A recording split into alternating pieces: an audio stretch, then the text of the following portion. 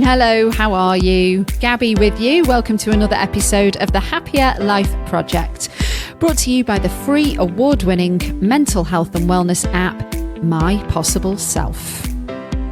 Today we're going to talk about hormones and how they are essential for life and your health. Hormones affect everything from blood sugar to blood pressure, growth, fertility, your sex drive, metabolism, and even sleep. Hormones' influence go as far as changing the way we think and act day to day. The menstrual cycle is regulated by hormones. So, if we are having irregular periods, bleed between periods, bleed more heavily than usual, or develop severe pain during our period, this could be an indicator that our hormones are out of whack. And it should not be ignored. Today's guest, Chlo Hodgkinson, is a personal trainer and coach with previous experience with disordered eating and relative energy deficiency. Relative energy deficiency in sport describes a syndrome of poor health and declining athletic performance that happens when athletes do not get enough fuel through food to support the energy demands of their daily lives and training. After fully recovering and healing her relationship with food and exercise, Chlo turned to social media to raise awareness on amenorrhea, the absence of getting your period, going on to train to become a coach to help girls recover from disordered eating, amenorrhea, diet culture, and learning to work out with the menstrual cycle.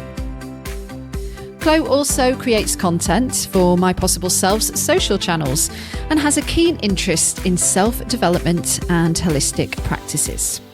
Chlo is nothing more than seeing somebody go from calorie-obsessed to fueled and performing in their sport. In today's conversation, you're going to hear Chlo's frank and honest story, which began in her teens thanks to a stupid and ignorant comment made by a boy she was dating. You're going to hear how overtraining and underfueling wreaked havoc on Chlo's hormones, resulting in her completely losing her period. And Chlo speaks about the determination it took to completely heal and educate herself to become the happy, healthy, lovely person you're about to meet today. So, ready to find a healthier, happier you? Let's get started.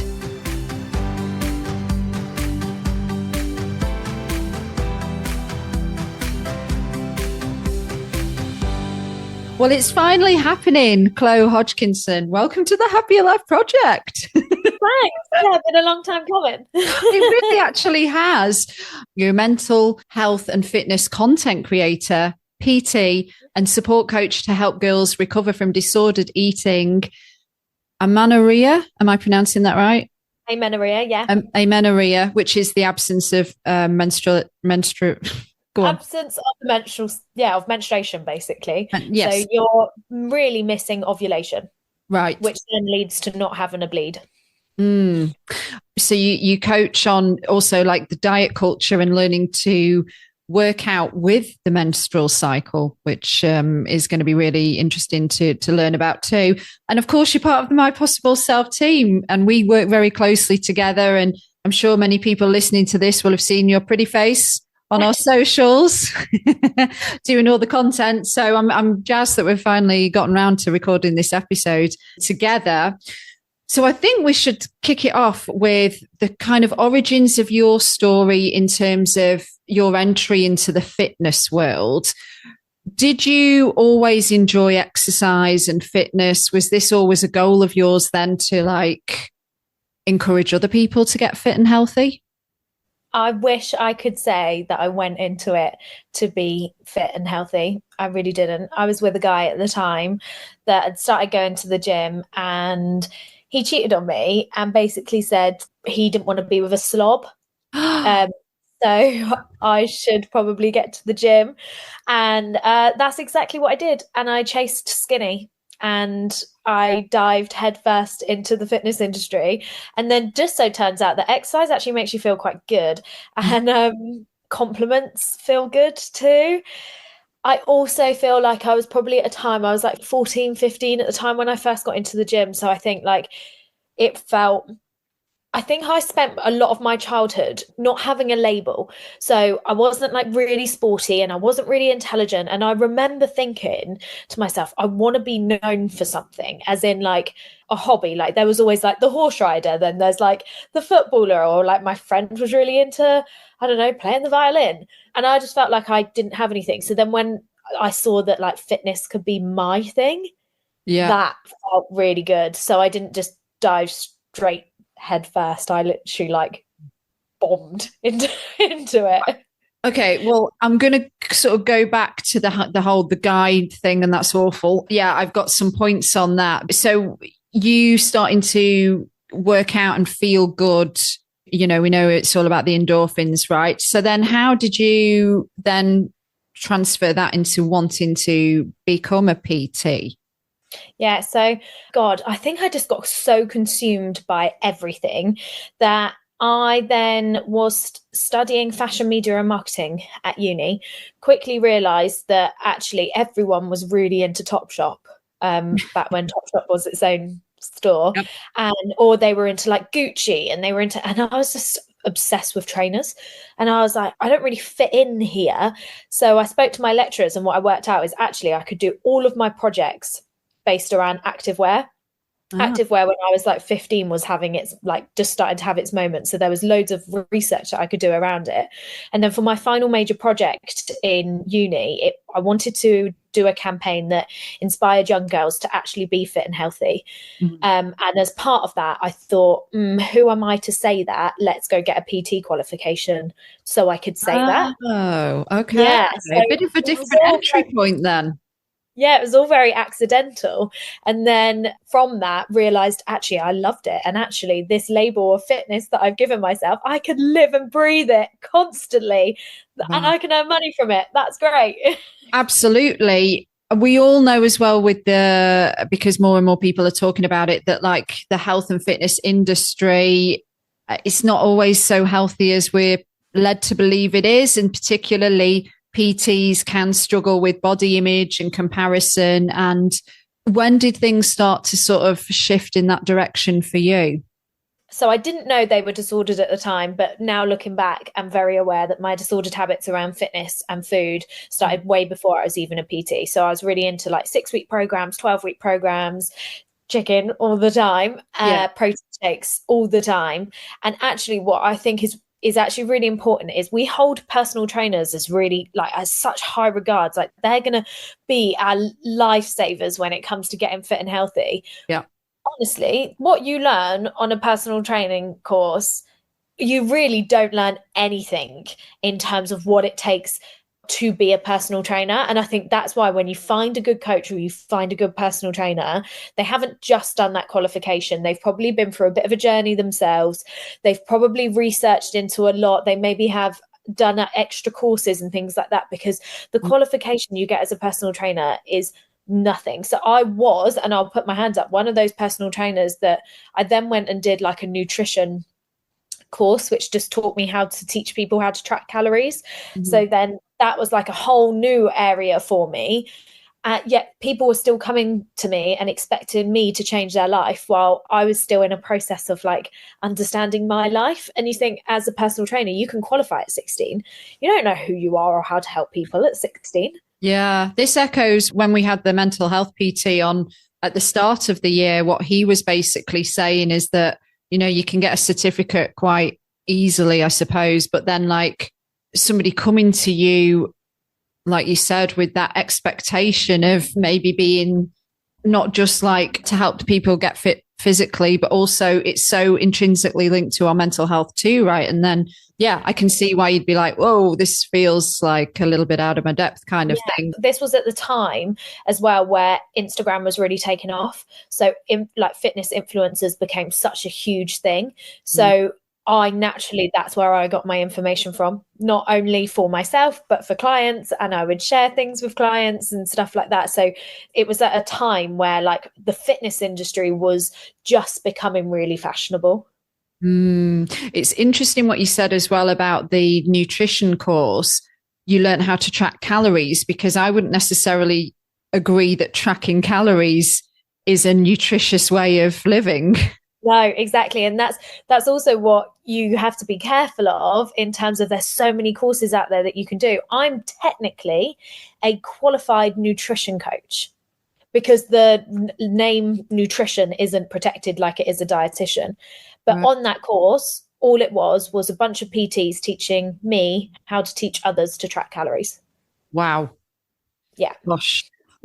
Well, then, just going back to the catalyst for you sort of struggling with body image and disordered eating, and you said it wasn't from becoming a PT, it came before then. I want to go back to that douche that you were going out with that said you were a slob and whatever, whatever. I mean, it also sounds like you were very young as well. And, you know, guys Yeah. can say stupid things at any age, can't they? But of course, you're really impressionable then, aren't you? And I think many people, and when I read that part of your story, I could relate, where you think, even if the guy hasn't been that frank, where if things aren't going well, you think it's you and you think it's your physical appearance. So you think, I'm not pretty enough, I'm too fat, you know? Mm-hmm. Do you think that was sort of what happened with you? Absolutely. And I think, like, within society, as much as there's a big group of us, and, you know, marketing is trying to pretend they're staying away from those ideals, we are so consumed by everything is visual. Do you know what I mean? Like, we're so consumed by, you know, even when it comes to like product packaging, it has to be the most beautiful, sleek packaging, or whatever's on trend at that time. Like, at the moment, we're seeing like really natural and neutral packaging. Well, that's just a current trend. You think, like, trends are constantly evolving, and that's exactly the same with how we look and our bodies. So last week our body was on trend, but actually, even with our menstrual cycle, our bodies changed. This week we're not.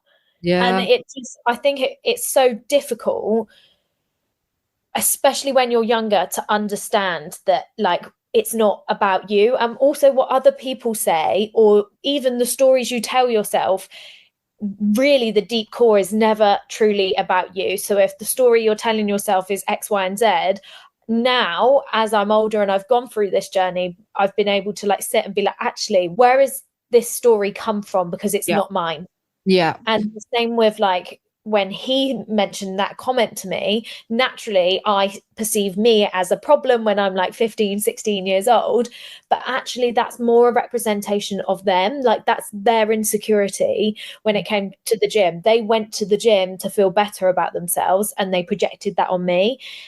Obviously, hindsight is a wonderful thing.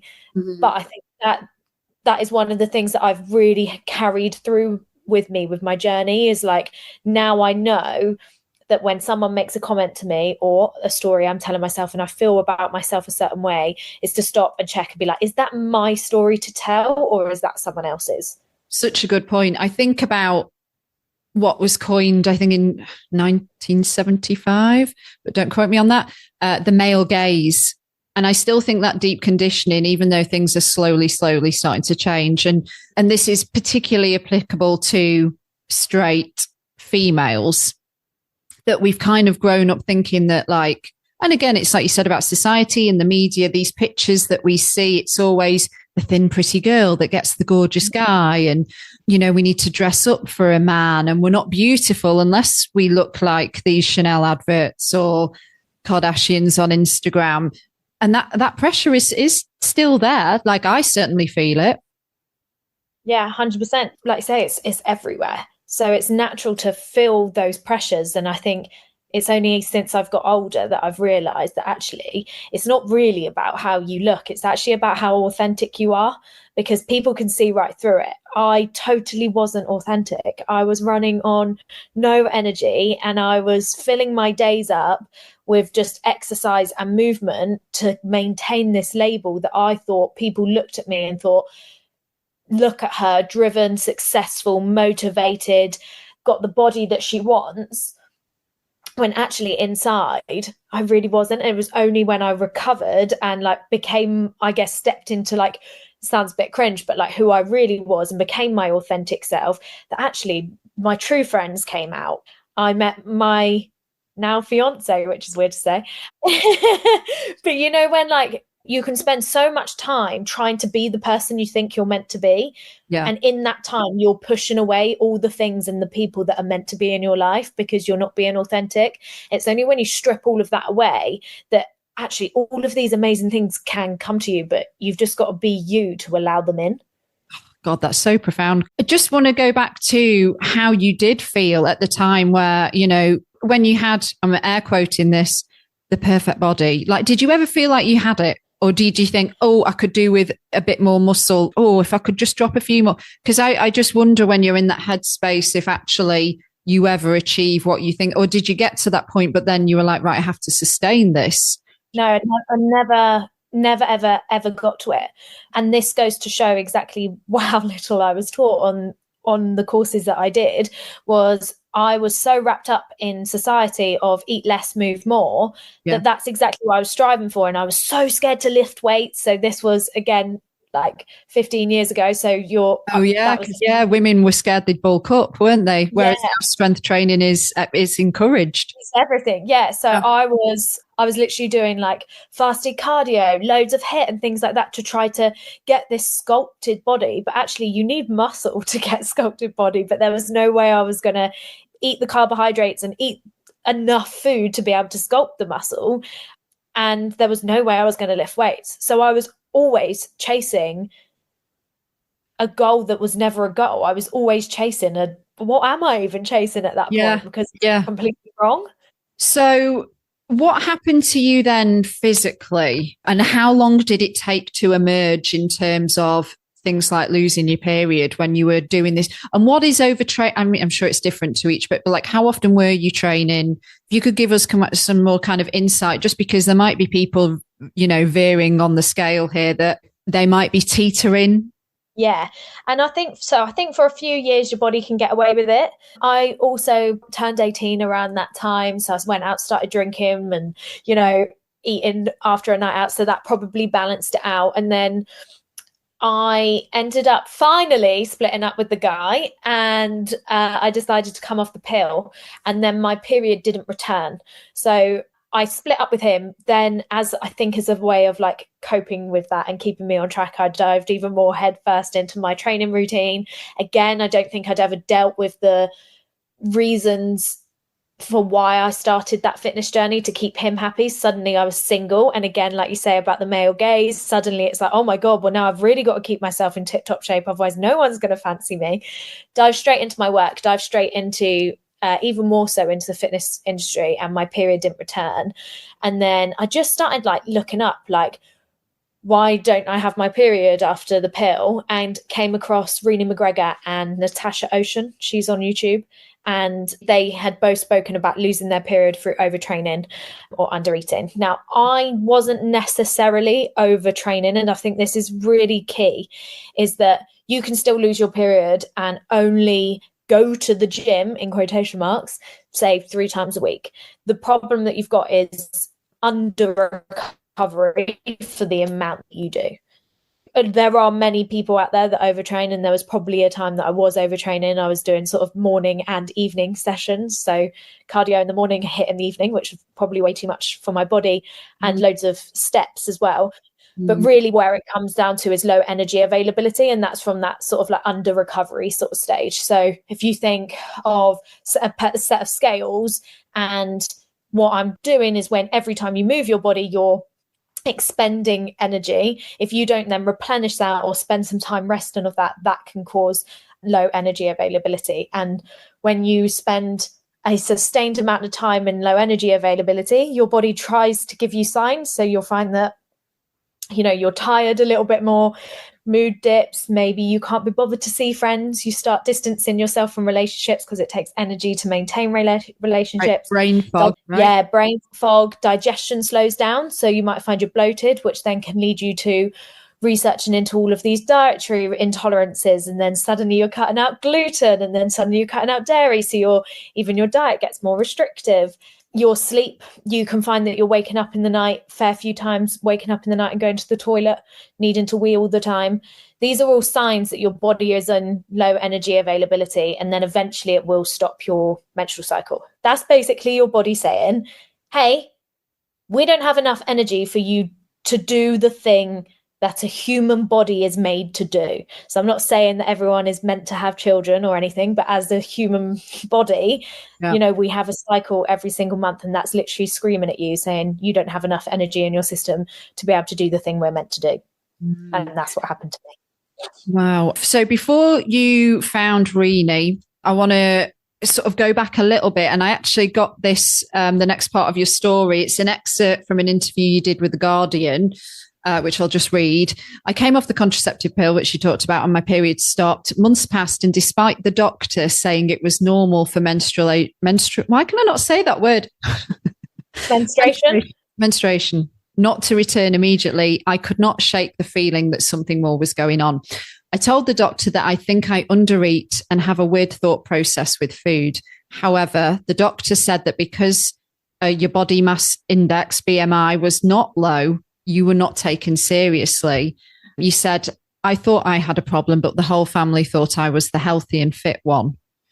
So, I mean, you have to be so intuitive, don't you? You have to really listen to your body and sometimes fight to get the right help, I suppose. And, good for you for recognizing that. But so it sounds like basically the doctor fobbed you off, which I've read countless times, unfortunately, and research has shown with people that suffer from eating disorders.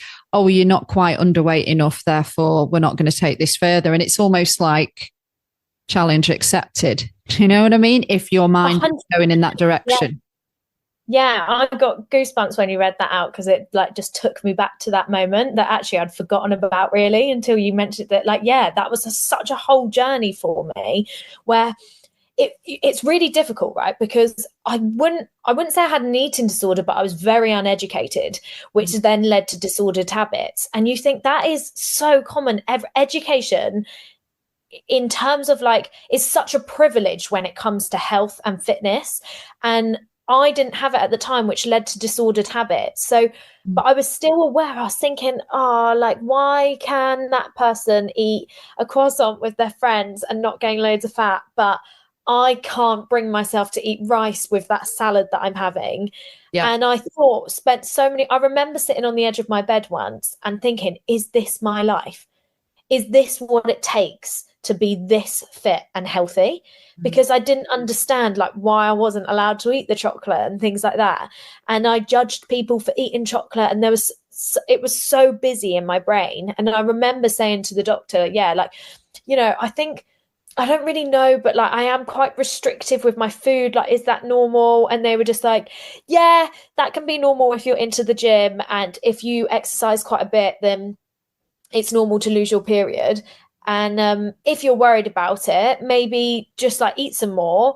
But you're exercising really well. So it was basically, if you look at when that whole eat less, move more, I was the perfect person for that. And they were going, yeah, you're doing brilliant, well done. But actually what I'd done is tipped over the other side of the scale. You raised such a valid point as well about disordered eating habits, because I think that so many people just live with that for the rest of their life. I think of so many friends of mine that in order to stay a certain size, to fit a certain dress size, or to be a certain shape, then they're not living their life to the full. We're not talking about being healthy, because, we could also talk about the debate thin equals healthy. We're talking about not giving your body what it needs to thrive. And how do we educate? How do we make sure that is a fundamental basics of education? I don't even remember. In school, I was taught about the plate thing, how much fruit and vegetables. No one ever told me how much I actually needed.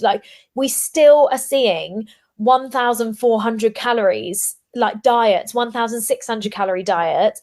1,400 calories isn't even what a toddler needs.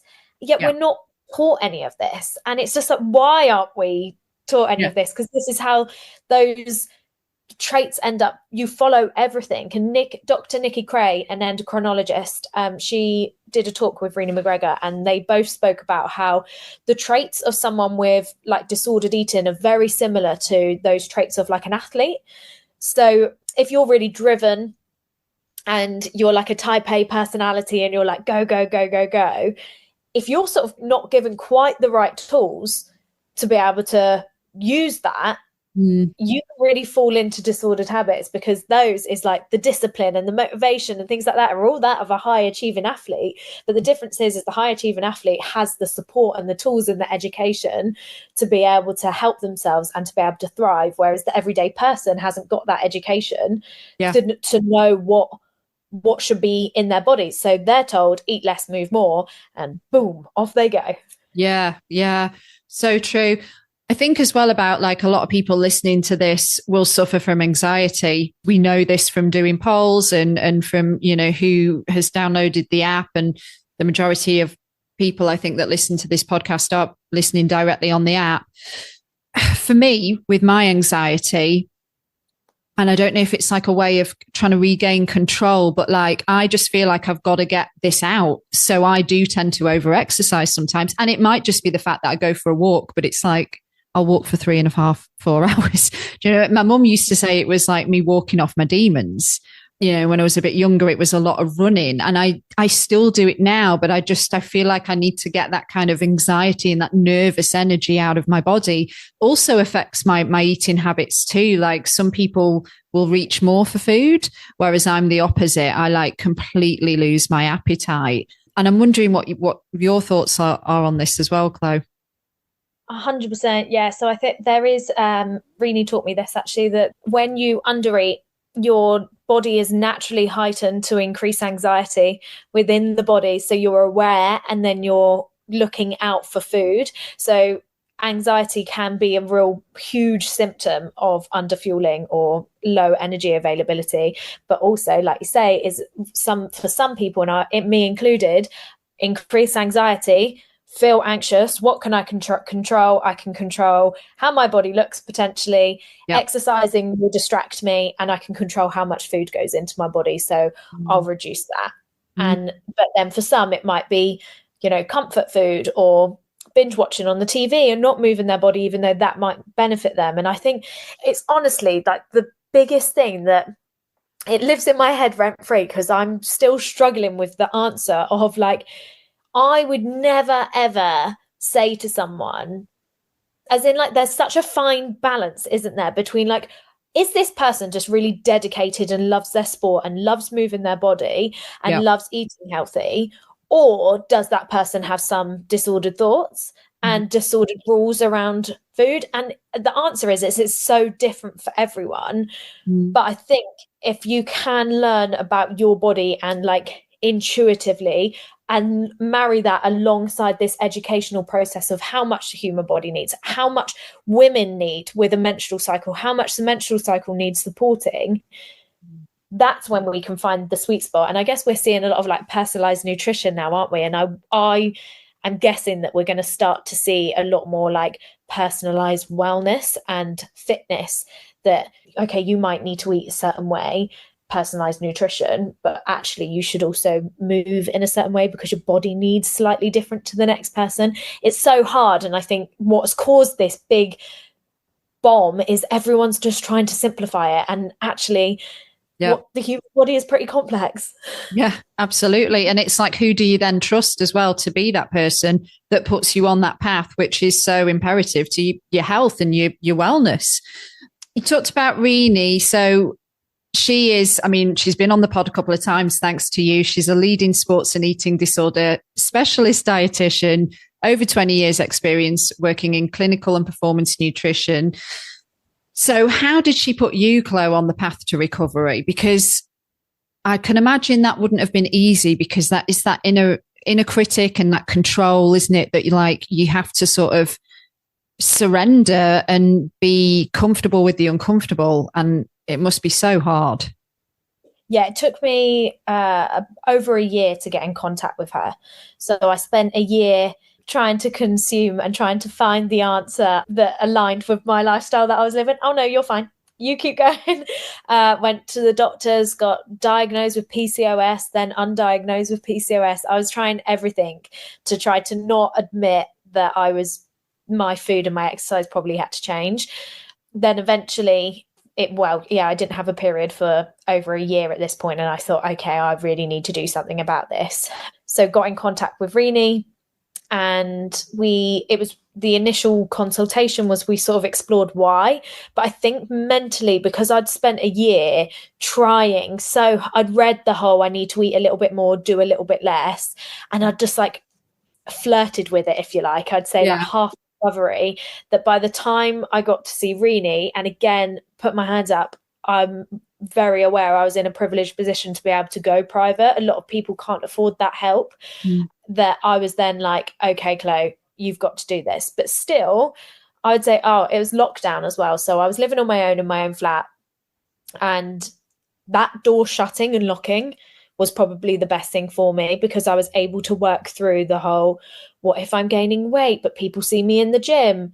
What are my old clients going to think? What people in the gym think? And what that made me realize is actually a lot of this whole journey was never, the spotlights weren't on me, they were on everyone else.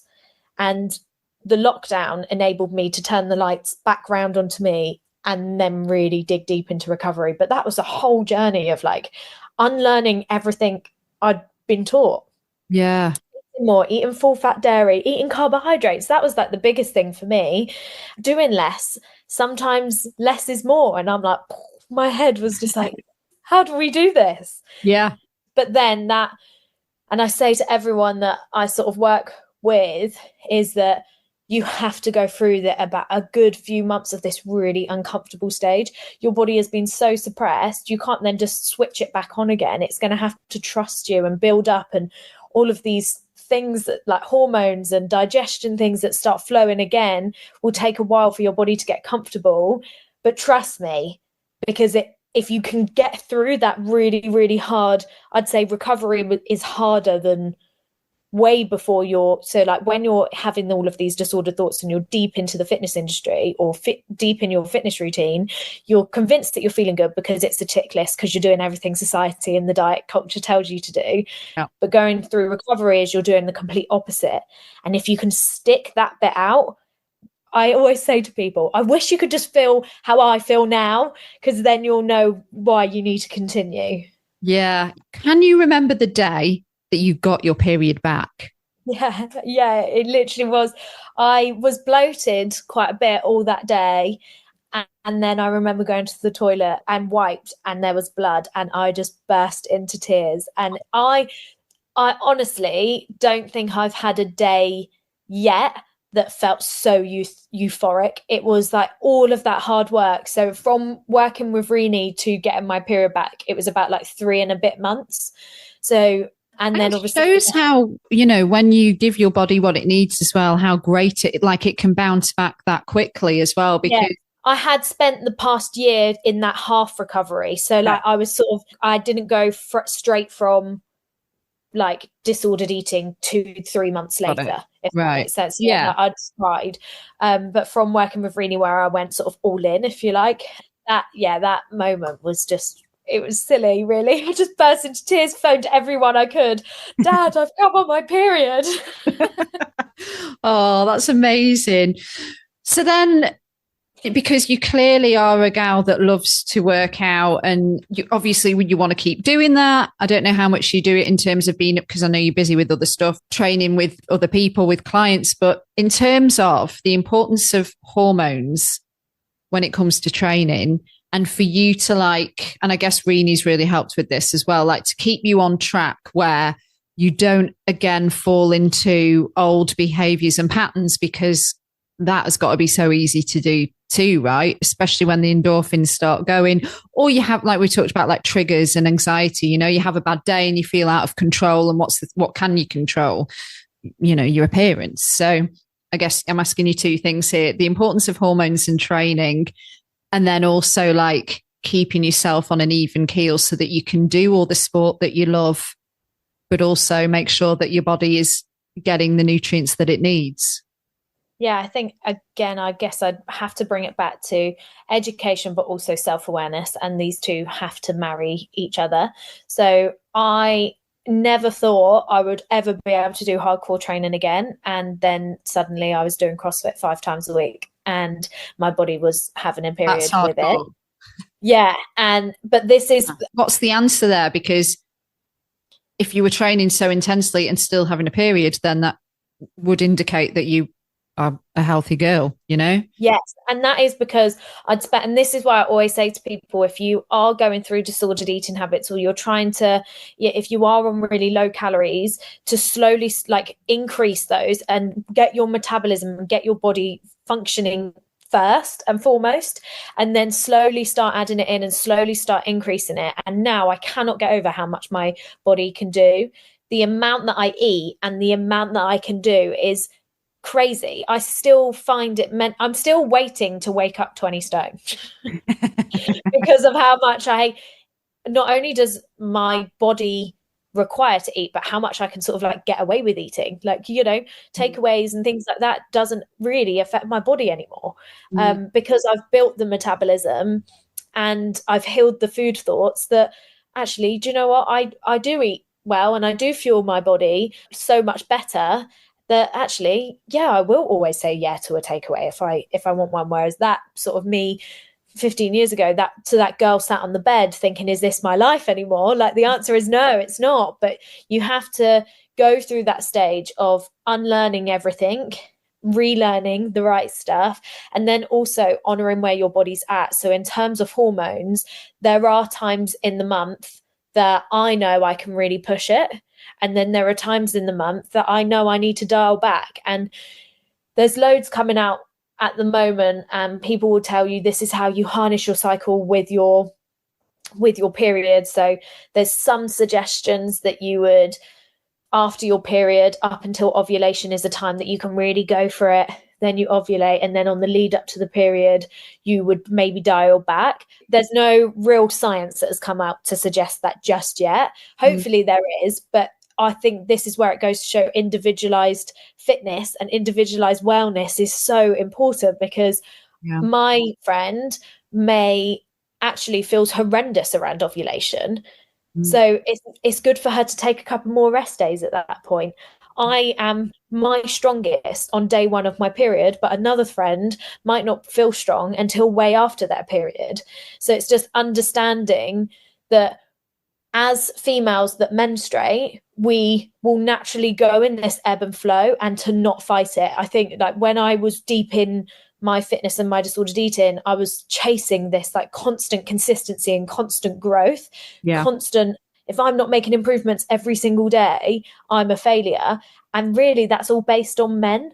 Like men have pretty stable hormones, whereas what's actually amazing about us is that we ebb and flow, which means we can push and then we can get all of these PBs and then we can spend some time recovering from that. And then we get to go again and then we can draw back. And I think that's like one thing I've really had to learn is that, life goes in waves. Even when you look at like the moon cycles, right? It sounds a bit woo-woo, but like everything goes in cycles, the seasons, everything's in cycles, and we're no different. That actually learning that about you, about when you can push forward and when you need to dial back, not only helps your body recover, but also helps your like sport and your training, because you know when you can push. So I always recommend like tracking your cycle for you and individual to you, noting where you feel you're strongest or where you feel you're most fit, and then dialing it back. And that can take a fair few months of practice, because you've got to sort of work out your trends as well. But that is how I ended up being able to train 5 times a week doing CrossFit, because some of those CrossFit sessions in my like weaker phase, if you like, I would just go to the class and move through it. And I think again, a really, really good coach will know when to not egg you on and when to push you as well. Yeah. And it goes back to what you were saying about these 6-week plans and stuff as well, and why they're setting you up for failure is because, like you said, as women, we have these ebbs and flows. But then if you're given a plan and it's like high intensity interval training, say 4 or 5 times a week, and you could just be on your flow and just be like, kill me now. Yeah. And also, like, with all these personal trainers that are out there, like, forcing you to get your steps in, get all your training sessions in, hit your calories, hit your macros, like, that we can't do that every single day. Some days of the month, we Yeah. need so many more carbohydrates than another time in the month. Sometimes we're so much hungrier because our body needs more energy to be able to shed a whole lining from ourselves.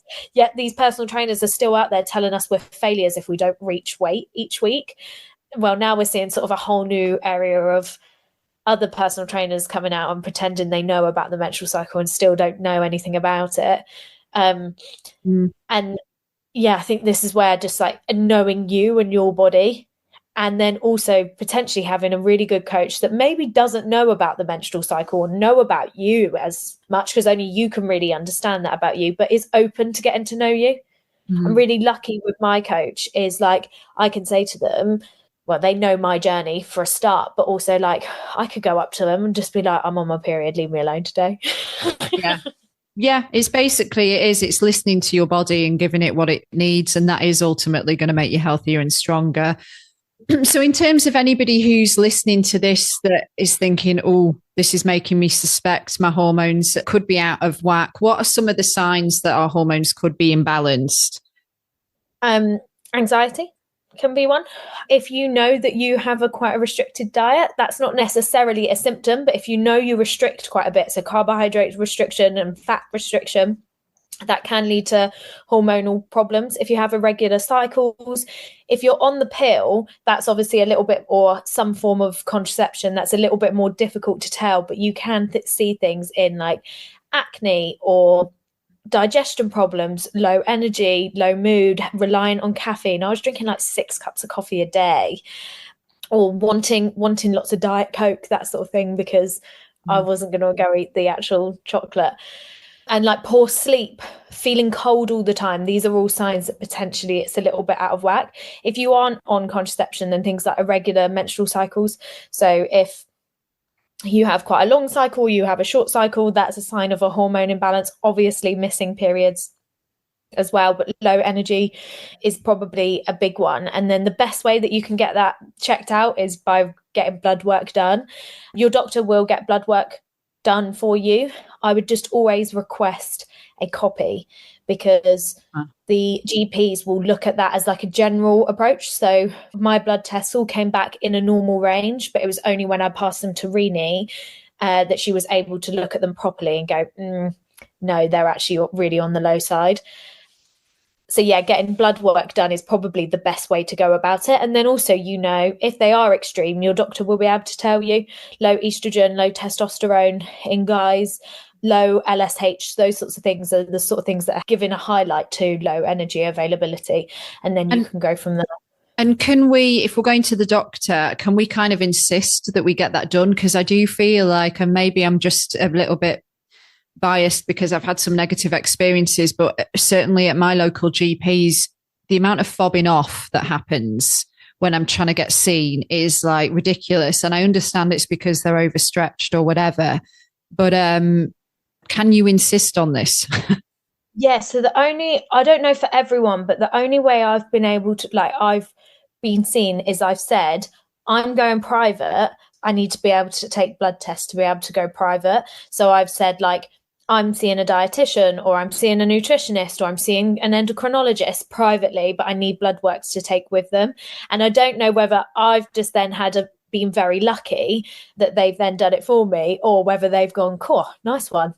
That means you only need blood from us and then nothing more. Cheers. So I don't know. I guess it's different for everyone probably, but that's what I always recommend to people if they ask me. I'd say just be open and honest and say, actually, you're getting someone else to look at the bloods, but you just want them done and a copy of them.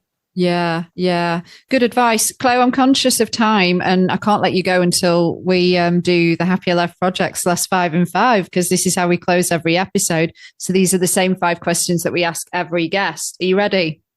Yeah, go for it. Okay. When and where are you at your happiest? Oh, wow. Do you know what I'm going to say? At the gym, my CrossFit box is literally full of all like my bestest friends. So I don't even have to be there to work out. I can just be hanging out there. Nice. What's your favorite thing to do that nourishes your mental health? create content, hands down. I could yeah, it's probably Really? that it's my job, but yeah, I could lose myself in creating films and editing. Awesome. Okay, what piece of advice do you now know that you wished somebody would have told you earlier that would have made you a happier person? That you need to eat way more than you think you do. What is the most important one thing that needs to change to make the world a happier place? Wow. I think education on self-awareness and like self-development, let's start that at a younger age. Final question. What is a simple, actionable step that we can take when it comes to understanding and taking care of our hormones and periods that will help us on our journey to building a happier life? Track your own cycle and stay in your lane with it. Try not to compare to your friends or what they can do. Everyone is so different, but if you can understand your cycles and your hormones and your moods and things like that, that will be your biggest superpower. Amazing. And just to kind of conclude our episode and our conversation, this story's got a really, really happy ending. First of all, you're now part of Reenie's team. So you're working with Reenie, who helped you hugely on your journey. And what's the other major news, Chlo? Yeah, I'm 38 weeks pregnant, literally about to pop.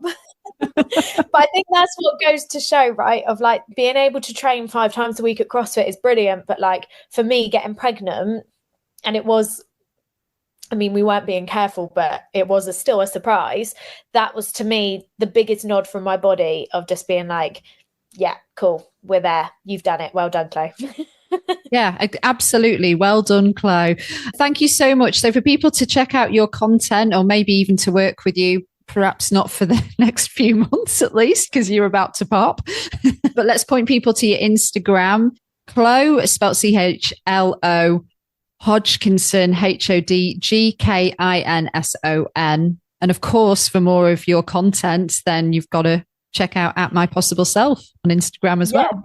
Yeah, thanks so much for having me. It's nice because I don't really get the opportunity to share, like, talk about the story much anymore. So yeah, thanks for having me. Thanks again, Chlo. What a lovely way to end the conversation. And thank you to you, my friend, for listening to this episode of the Happier Life Project with me, Gabby Sanderson. Just one more minute of your time for the important housekeeping before we sign off. If you are suffering with your mental health, there is a crisis button on the My Possible Self app, which will signpost you to the correct information for immediate expert advice. Those of you who are listening on one of the podcast platforms, the My Possible Self app is completely free to download, so you don't need to worry about it costing you anything. If you are in crisis or you think you may have an emergency, please call your doctor or the emergency services immediately. The views expressed in this podcast are solely those of the interviewer, which is me, and the interviewees.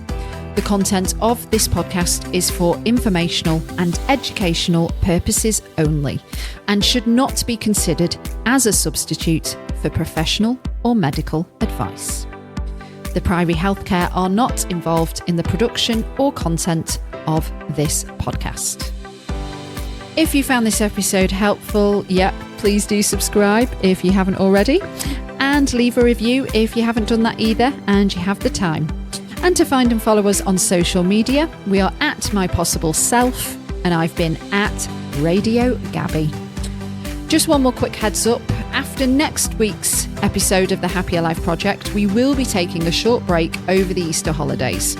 So if there are any topics that you would like some advice on or to learn more about, we absolutely love hearing from you. You can either email us, podcast@mypossibleself.com, or send us a message on Instagram. Do take care, and I'll see you on the next one. Bye for now.